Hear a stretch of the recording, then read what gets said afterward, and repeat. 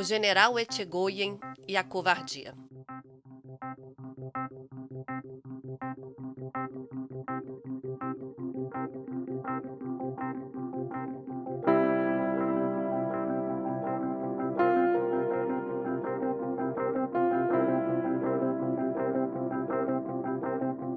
Setores das Forças Armadas, certamente frustrados com o fracasso do atentado no Domingo Infame, encontraram um porta-voz para mandar recados em tom de ameaça ao presidente Lula.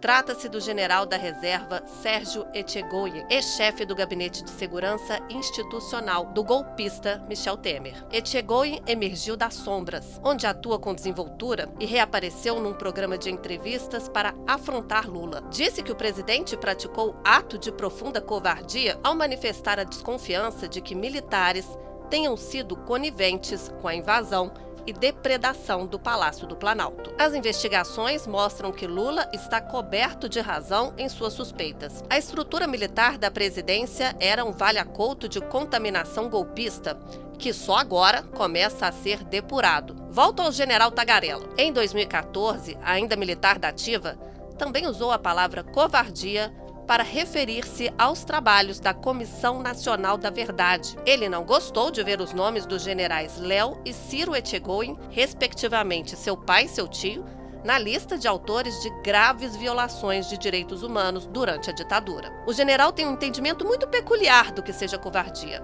Difícil saber se por má-fé ou por ignorância. Como se sabe, covardia é usar a violência e brutalidade contra alguém indefeso, dominado, mais fraco. Exatamente como fizeram agentes da ditadura com prisioneiros sob custódia do Estado. A ditadura perseguiu, torturou, estuprou, assassinou e desapareceu com os corpos de opositores.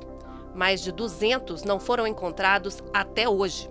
Covardia, senhor Etchegoyen, foi o que aconteceu na Casa da Morte, em Petrópolis. Covardia, senhor Etchegoyen, foi deixar faltar oxigênio nas enfermarias de Manaus e estimular a imunidade de rebanho durante a pandemia.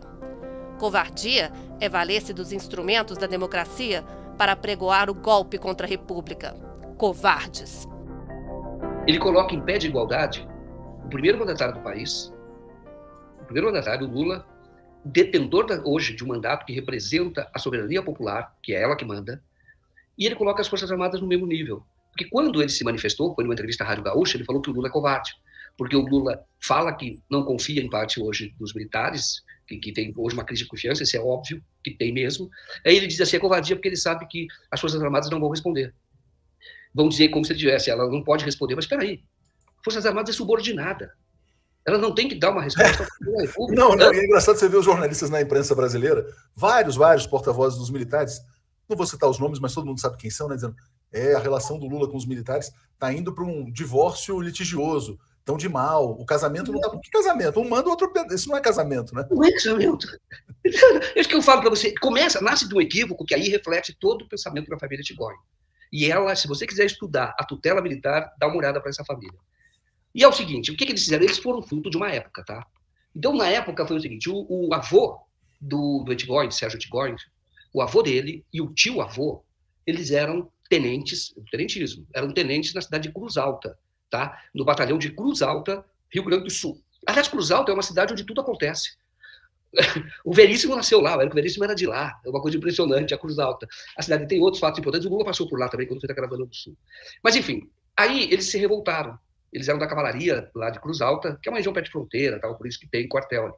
Então, eles se revoltaram e queriam evitar a posse do Washington Luiz, que era o presidente eleito em 26 da política café com leite que existia na época, e nós sabemos da República Velha, e nós sabemos que o tenentismo tinha direita e tinha esquerda. Luiz Carlos Prestes era tenentista. Então começa em 22, quando eles já estão tentando derrubar as pessoas, e depois eles tentam impedir a posse do Washington Luiz, não conseguem, depois eles vão impedir a posse de Júlio Prestes. Mas, o avô fez essa revolta e se consolidou como uma liderança. E depois ele vai para o governo do Getúlio Vargas, que é um governo, não exige, às vezes as pessoas falam que o Lula não faz isso, o Lula não faz aquilo. Quem é estadista não faz como a gente faz. como você está dentro de uma empresa, ela manda embora agora. Ele sabe que terá época para isso e muitas vezes ele precisa trabalhar com aqueles que são até adversários, mas ele faz isso em nome de um projeto. Mas vamos lá. O Getúlio, naquela época, a família Tigóin, esse Léo Tigóin, trabalhou com o Getúlio, foi para o campo do tenentismo, que é o campo da direita, depois ele vai tentar impedir a posse do Juscelino Kubitschek, e depois ele é afastado pelo general Lott, e quase que é preso na ocasião, não tenho certeza se ele foi preso, mas ele era uma das pessoas que não queriam a posse do Juscelino Kubitschek. E depois ele vai participar, ele vai para o clube militar, ele assina a carta que exige a renúncia de Getúlio Vargas, que agravou a crise que leva ao suicídio de Getúlio Vargas, tudo família Tigóin, tudo Léo Tigóin. E aí, isso é o avô, né? Daí vem o Léo Tigóin, o filho, que participa diretamente do golpe de 64. Golpe, essa é uma família de golpe, entendeu? Que acha, que reflete aquela questão que o exército tem o poder moderador, porque pegou o trono do Dom Pedro II, acha que tem o moderador, e isso se perpetua, e o Tigóin acha isso. Que a democracia é uma concessão dos militares aos civis de vez em quando, mais ou menos, né, Joaquim?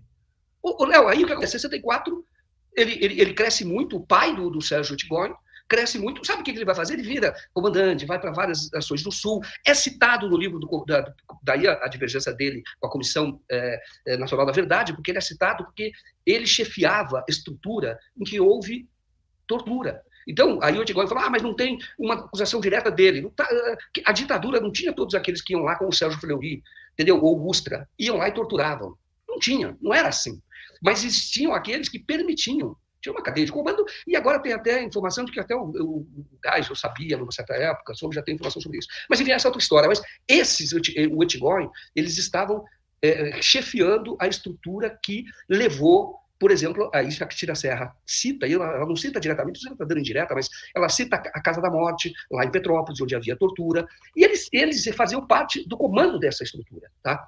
E aí fazia um jogo duplo. Não estou dizendo que esse Tigóin fazia, mas aqueles que comandavam, eles financiavam, olha só, está escrito no livro A Direita Explosiva do Brasil. Eles pegavam esses malucos, fanáticos, que construíam bomba e explodiam bomba em banca de jornal, mataram a secretária da OAB, a Lídia, como um marceneiro que eu entrevistei o sobrinho dele, aqui em São Paulo.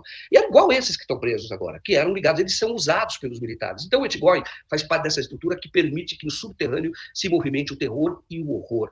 Essa é a verdade. E aí o Tigóin, o pai dele, que é o Léo, foi quem prendeu o Lula, não a polícia em si.